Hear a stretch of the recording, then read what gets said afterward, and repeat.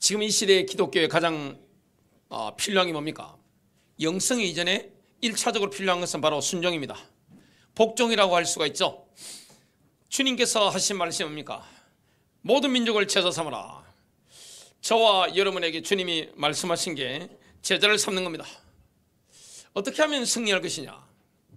저와 여러분이 어떻게 하면 충만한 인생을 누리면서 복음을 전할 것이냐? 이 땅에 보면 교회를 다니는 예수를 믿는데 아주 충만하게 그렇게 살아가는 분들이 있습니다. 그런데 어떤 분들을 보면 늘 찌들게 교회 다니는 분들 있습니다. 누가 선택하는 겁니까? 내가 선택하는 겁니다. 주님은 모든 자원을 우리에게 다 주신 겁니다. 어떻게 하면 됩니까? 주님께 순종하면 됩니다. 예수님께 복종하면 충만한 인생을 누리게 됩니다. 저는 바울을 굉장히 좋아합니다. 그래서 제 영어 이름이 폴입니다. 큰아들 이름을 폴로 지으려고 했는데 제 아내가 하는 말이 이 이름을 지으면 기독교 인구도 별로 없는 이 땅에서 아들이 당할 고난을 어떻게 생각하느냐. 그래서 그 이름을 물리고 한글 이름으로 지었는데요. 저는 바울을 그만큼 좋아합니다. 바울의 그 열정, 주님을 향한 헌신. 정말 제가 예수 믿을 때부터 제 가슴을 사로잡은 인물 중에 한 사람이 바울이었는데, 바울이 가장 고백했던 게 뭡니까? 그리스도죠. 그래서 저는 고린도전서 11장 1절을 좋아합니다. 내가 그리스도를 따르는 자가 된 것 같이 너희도 나를 따르는 자가 되라. 이 말은 뭡니까? 나를 따르라.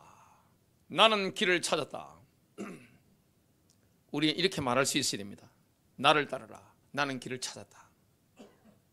여러분 이렇게 말할 수 있습니까? 저는 그렇게 말할 수 있습니다. 왜냐?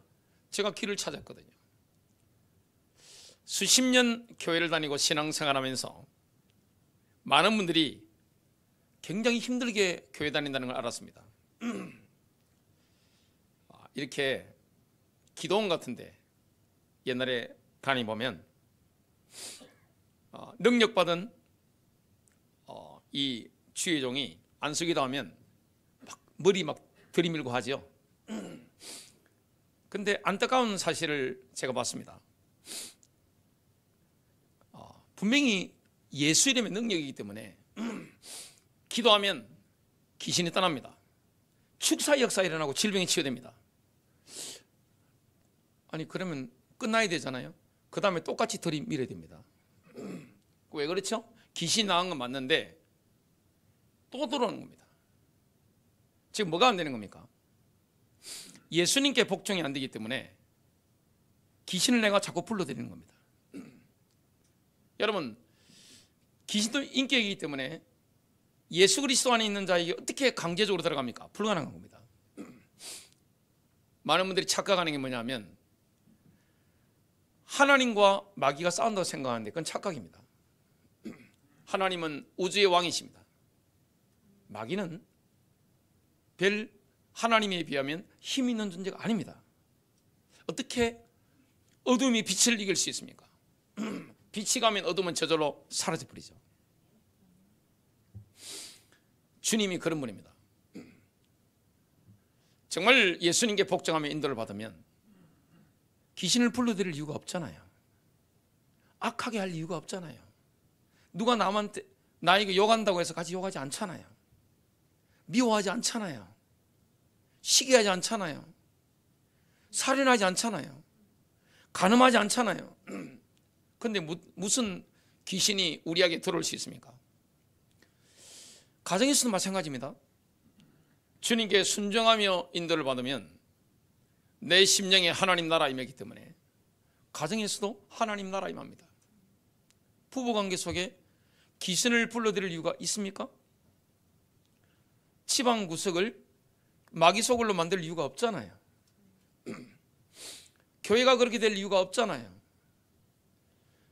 가정의 문제, 교회 문제 보면 뭡니까? 인격의 문제잖아요. 저는 목회하면서 제가 갈등 있는 교회 목회해 본 경험이 있는데, 그때 뼈저리게 느꼈던 게 뭐냐면 교회의 문제는 인격의 문제다. 교회는 여자들 입만 은혜스러우면 문제가 없다. 저 착한 남자들 저렇게 버려놓은 사람이 누굴까?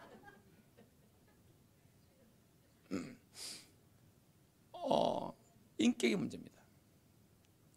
정말 예수님처럼 돼버리면 어떻게 됩니까? 굳이 축사할 필요가 없습니다. 왜냐? 들어오질 않습니다. 가정에 마귀가 서식할 공간이 없는 거예요. 근데 어떤 예수 믿는 가정에 보면 교회를 다니는데 십자가 있고 교회 명표 붙어 있죠. 들어가 보면 귀신의 서식처인 경우가 있습니다. 아니, 자랑스럽게 교단 마크 딱 붙여놓은 교회인데 들어가 보면 그 예배당이 마귀의 서식처예요. 정말 깜짝 놀랄 때가 있습니다. 바울이 나는 길을 찾았다, 나를 따르라, 이 고린도전서 11장 1절에 이렇게 고백했습니다. 그래서 초대교회 제자들은 무엇이 달라했길래 그렇게 역동적으로 교회가 파워 있게 막 뻗어나갔을까요? 막 조직력이 강했던 것도 아닌데, 특별히 성직자 그룹이 많았던 건 아니고 신학생이 막 쏟아졌던 것도 아닌데 그렇게 힘있게 복음이 뻗어나갔습니다. 말씀이 능력 있게 뻗어나갔습니다. 뭐가 달랐습니까? 평범한 사람들인데 그들이 예수 안에 들어와서 하나님 나라가 먼저 경험한 겁니다. 예수를 따라가는 거예요. 급속도로 변화되는 겁니다. 가슴이 바뀌는 거죠. 그러니까 그 한 사람이 가면 어떻게 되느냐? 빛이 많은 겁니다. 마귀가 꼼짝을 못합니다. 그리고 세상에 뭘 보여주는 겁니까? 하나님 나라가 이런 것이다, 이걸 보여주는 거죠. 바울만 그랬습니까? 베드로도 그랬습니다. 성령 받고 난 요한도 그랬고 모든 하나님의 사람들이 그렇게 인도받았습니다. 그 길을 우리가 인도받는데 지금 교회 빠진 겁니까? 순종입니다. 누구에게 순종이 없는 겁니까? 예수 그리스도께 순종이 없는 겁니다. 오늘 예수께 진짜 순종하며 인도받으신다면 바울이 고백했던 것처럼 나를 따르라, 나는 길을 찾았다.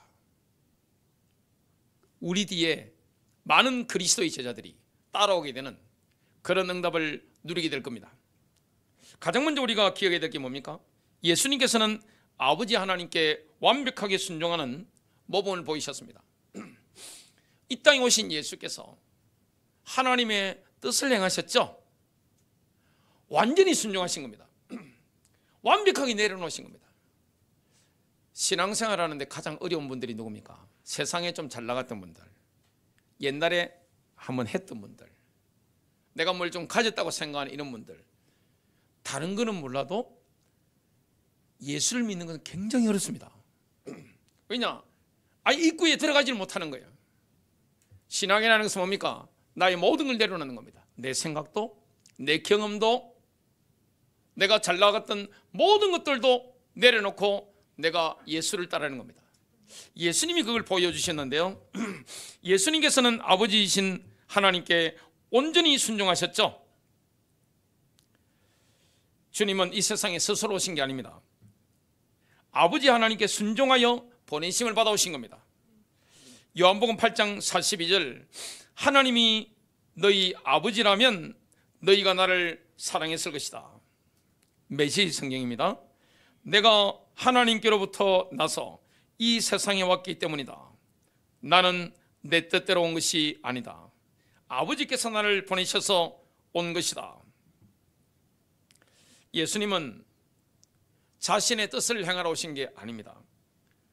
아버지의 뜻을 행하러 오신 겁니다. 우리 보고 이렇게 하라는 거죠. 모범을 보이신 겁니다. 요한복음 5장 30절입니다. 내가 아무것도 스스로 할 수 없노라. 듣는 대로 심판하노니 나는 나의 뜻대로 하려 하지 않고 나를 보내신 이의 뜻대로 하려 함으로 내 심판은 어려우니라. 요한복음 6장 38절, 나는 내 뜻을 위해서가 아니라 나를 보내신 분의 뜻을 이루려고 하늘에서 내려왔다. 여러분, 누가 순종합니까? 하나님을 경외하는 사람은 순종할 줄 압니다. 여러분, 가장 지혜로운 사람 누굽니까? 하나님을 경외하는 사람이죠. 경외한다는 것은 뭡니까? 두려워하는 겁니다. 사랑과 존경이죠. 긍정적인 두려움. 이사야서 11장 2절입니다. 그의 위에 여호와의 영, 곧 지혜와 총명의 영이요 모략과 재능의 영이요 지식과 여호와를 경외하는 영이 강림하시리니.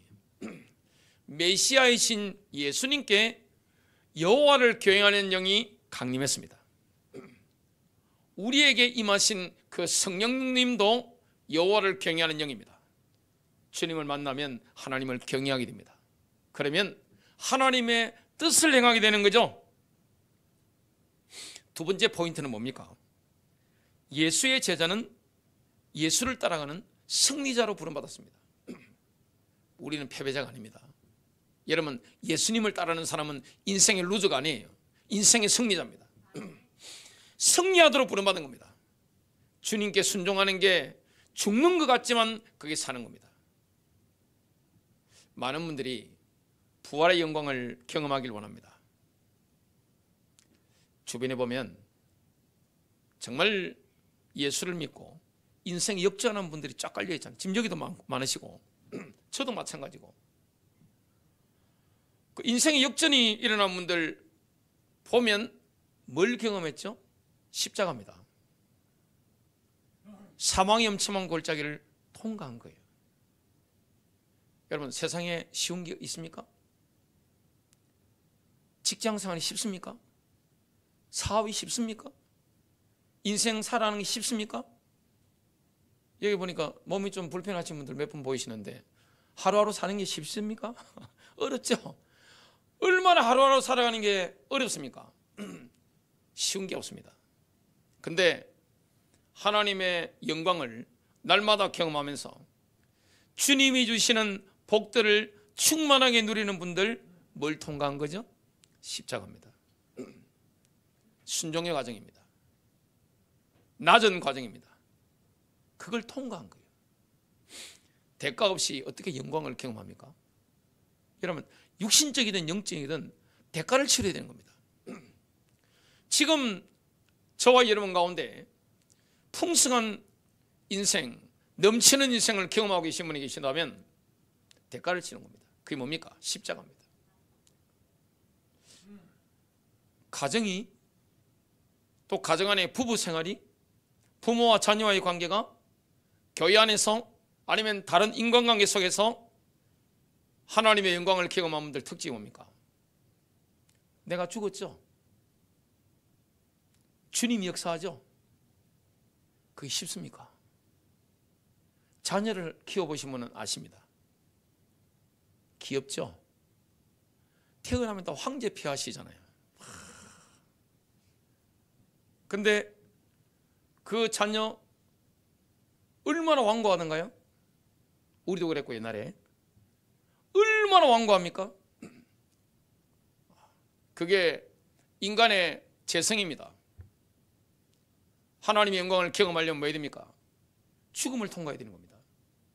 십자가를 통과해야 되는 겁니다. 그게 손해가 아닙니다. 예수님께 순종하는 겁니다. 예수님께서 제자를 선택하실 때 보신 기준이 있습니다. 뭡니까? 학부를 보신 게 아닙니다. 예수님의 제자들 보면 지적인 엘리트를 뽑은 게 아니에요. 예루살렘의 신학교육을 전문적으로 받았던 이런 사람 뽑은 게 아닙니다. 누굽니까? 갈릴리의 어부들, 평범한 사람들입니다. 그런데 그 어부들이 잘하는 게 뭐죠? 순종입니다. 신앙생활 하다 보면 영적인 게 진보하는 분들이 있죠. 근데 어떤 분들은 진보가 안 일어나요. 영적인 진보가 있어야 되는데 어떤 쪽은 그냥 팍팍 치고 나가는 겁니다. 어떤 분들은 영적으로 주저앉아 버리는 거예요. 차이가 뭐겠습니까? 순종입니다. 주님께 순종하는 사람, 내 생각을 내려놓는 사람, 나의 모든 것을 내려놓는 사람, 예수를 따라가는 사람, 승리자입니다. 여러분, 예수를 따르는 그 인생은 얼마나 복된 인생인지 모릅니다. 하나님은 주님을 따라가기만 하면 어떻게 됩니까? 내가 가야 될 직장, 사업장, 나의 업, 모든 만남 완벽하게 이끌어가는 겁니다. 어느 정도인가 하면 그냥 짜서 맞춰진다, 기아가 돌아가는 것처럼 얼마나 우리 인생이 정밀하게 성령의 인도 속에 만남 사건이 다 일어나는지 모릅니다. 제가 교회를 개척하기 전에 한 3년 전부터 제게 뭐가 오기 시작했는가 하면 새로운 영적 컨텐츠들이 막 오는 거예요. 저도 깜짝 놀랐습니다. 와, 이때까지 경험하지 못했던 새로운 컨텐츠들이, 청교도들의 그 글들, 수많은 미국, 영국, 독일 목사님들의 그 글들이, 야, 어린 세월의 글들이 막 타오기 시작하는데 깜짝 놀랐습니다. 만남이 달라지고 이게 달라지는 겁니다. 누가 인도하는 거죠? 성령께서. 뭐만 하면 됩니까? 순종하면 됩니다. 그리스도인들은 양심이 살아나기 때문에 양심의 소리를 들어야 됩니다. 내 양심의 소리. 자꾸 머리에 혼적인 소리를 들으니까 실패하는 거예요. 전문가들 말만 들으니까 실패하는 겁니다. 국제정치에 대해서 수십 년 동안 예견하신 분들 대부분 다 틀리잖아요.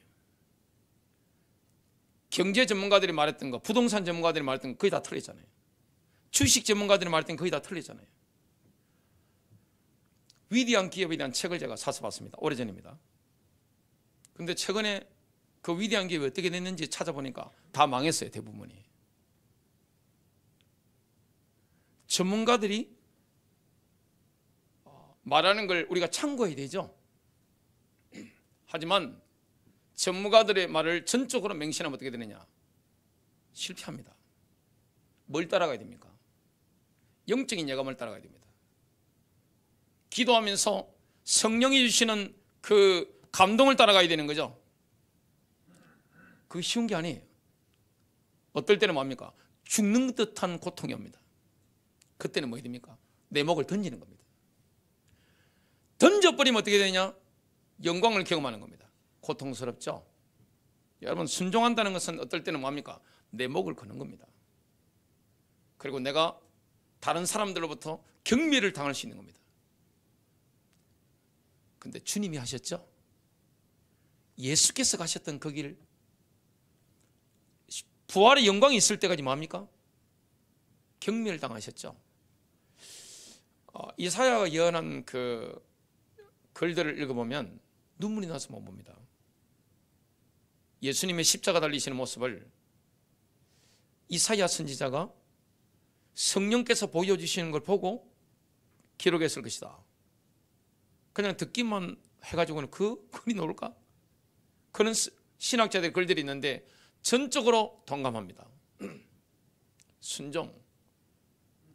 입으로 순종은 누가 못합니까? 입으로 순종 누구나 다 합니다.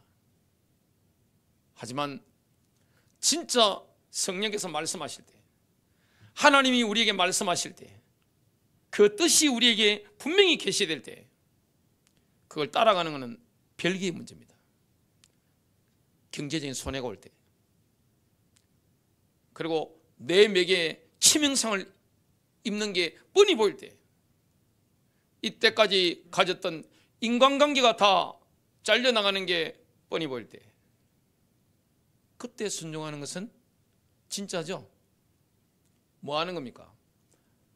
혼적인 생각을 따라가면 실패합니다. 하나님이 내 양심에 들려주는 소리, 그리고 하나님의 말씀을 통해 우리에게 분명히 보여주시는 이 길들, 거기 뭐 하는 겁니까? 순종하는 겁니다. 던지면 사는 겁니다. 내려놓으면 사는 거예요.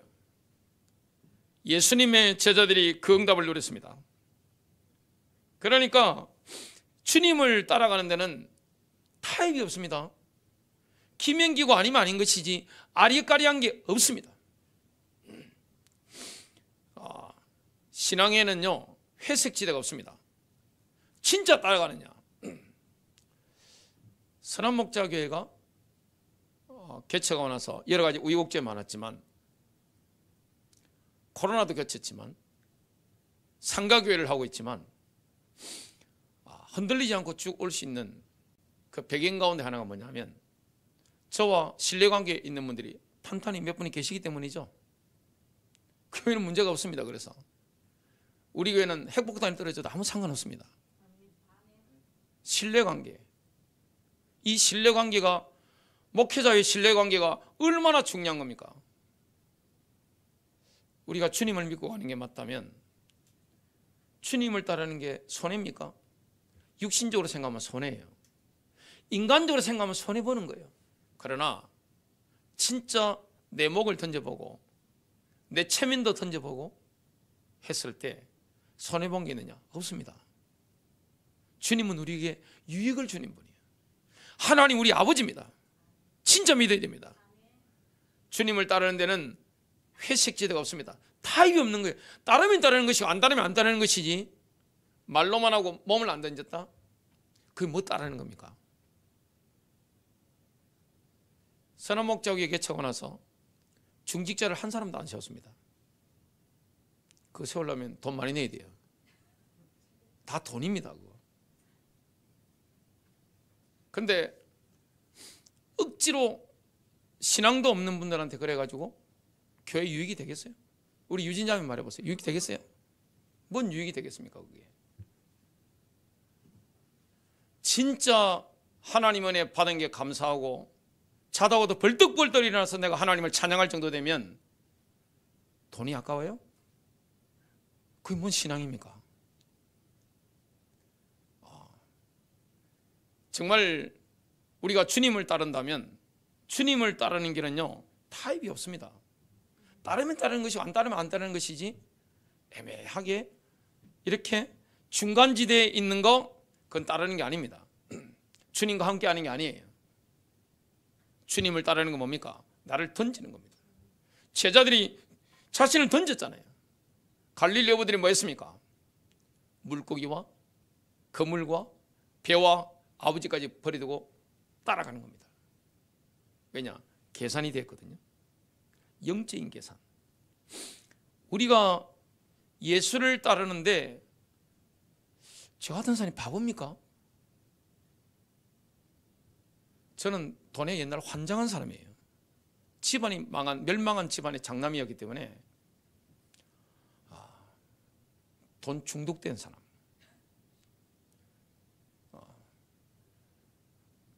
저는 돈이 생명이라고 생각했습니다.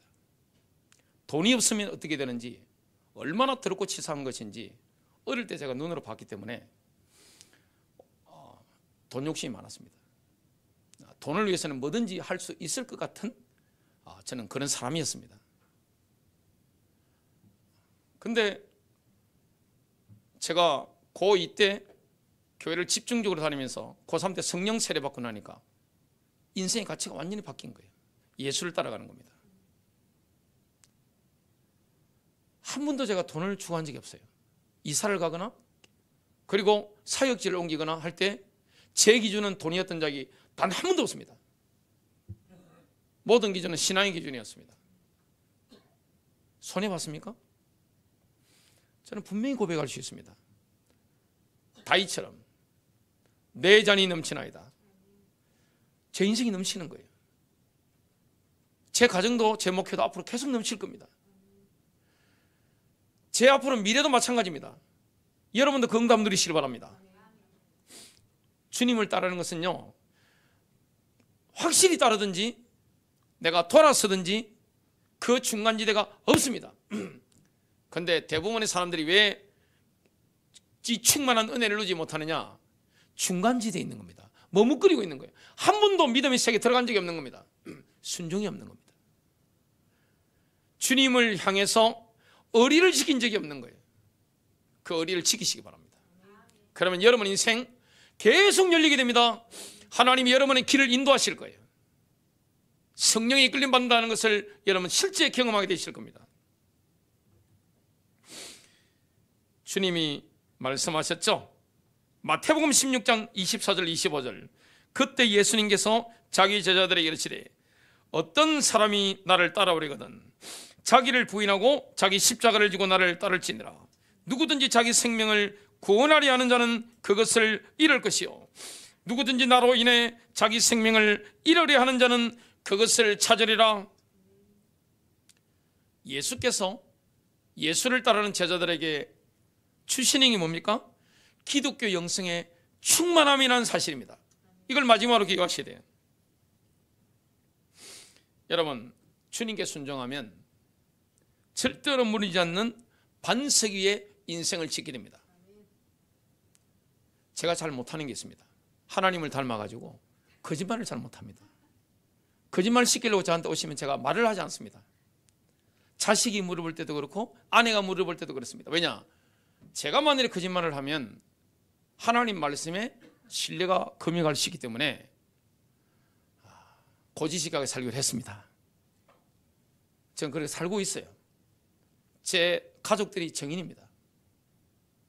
그런다고 해서 제가 실패했습니까? 그렇지 않아요. 풍성하게 살아갑니다. 절대로 무너지지 않는 반석 위에 우리 인생이 세워지는 겁니다. 예수께서 말씀했습니다. 마태복음 7장 24절 25절. 그러므로 누구든지 나의 이 말을 듣고 행하는 자는 그 집을 반석 위에 지은 지혜로운 사람 같으리니 비가 내리고 창수가 나고 바람이 불어 그 집에 부딪히되 무너지지 아니하나니 이는 주추를 반석 위에 놓은 까닭이요. 하나님 말씀에 순종하는 예수의 사람은 풍성한 삶, 충만한 삶을 경험하게 됩니다. 여러분 주님이 우리에게 주시는 게 뭡니까? 창조의 능력입니다. 주님 말씀을 따라가잖아요. 창조의 능력이 나타납니다. 능력 있는 인생이 되어지는 겁니다. 왜냐? 하나님의 임재가 함께 하거든요. 말씀대로 인도받으면 어떻게 되느냐? 하나님의 임재가 함께 하거든요. 그게 바로 임마누엘의 능력입니다. 하나님의 나라에서는 순종이 곧 풍요입니다. 그걸 기억해야 됩니다. 이게 얼마나 감사한 겁니까? 그래서 우리는 뭐 해야 되냐? 내가 예수의 제자가 되고 예수의 제자를 만드는 거예요. 내가 예수를 따르는 제자가 됐다면 다른 사람 보고 나를 따르러 갈 수 있습니다. 바울이 그랬잖아요. 마태복음 28장 19절 20절. 그러므로 너희는 가서 모든 민족을 제자로 삼아 내가 너희에게 분부한 모든 것을 가르쳐 지키게 하라. 볼지어다 내가 세상 끝날까지 너희와 항상 함께 있으리라 하시니라. 주님은 예수의 사람들과 함께 하십니다. 히브리서 13장 5절 하반절부터 6절입니다. 이는 그가 말씀하시기를 내가 너를 떠나지 아니하고 너를 버리지 아니하리라 고 하셨습니다. 그러므로 우리가 담대히 말하기를 주는 나를 돕는 분이시니 사람이 내게 무엇을 하든지 내가 두려워하지 아니하리라 하노라. 결론 맺습니다. 여러분 정말 이 땅에서 충만한 인생, 풍성한 인생을 누리고 있습니까? 예수님께 순종하십시오. 여러분의 체면을 잃는다 할지라도, 돈을 잃어버린다 할지라도, 내가 이때까지 살아왔던 모든 삶의 기반을 잃어버린다 할지라도 성령님께 순종하십시오. 예수님께 복종하십시오. 십자가 뒤에는 반드시 뭐가 있습니까? 영광이 있습니다.